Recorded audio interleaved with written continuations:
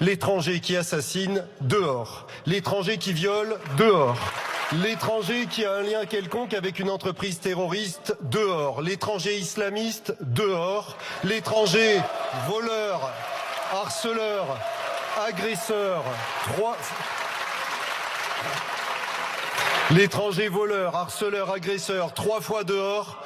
Nous devons reprendre le contrôle.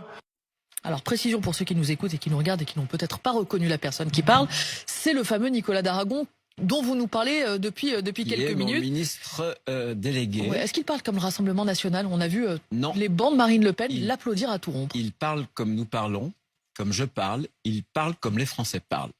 Lorsque on accueille des nouveaux venus. Ça ne vous embête pas de le voir applaudi par Marine Le Pen et tous les autres députés du Rassemblement national? C'est ce qu'il dit.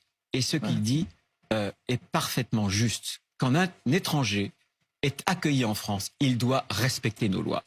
Quand il franchit la ligne rouge, quand il devient criminel, quand il vole, quand il essaie de propager précisément une idéologie comme l'islamisme conquérant, alors on doit l'expulser. C'est d'ailleurs ce que prévoit la loi immigration, et je l'avais durci lorsque j'étais sénateur, loi qui a été promulguée en janvier dernier. Les préfets ont des outils, je viens de leur rappeler par une circulaire, pour expulser des individus qu'on ne pouvait pas expulser avant. Vous vous rendez compte qu'avant, quelqu'un, parce qu'il était, par exemple, ceci, un exemple de ces protections injustes.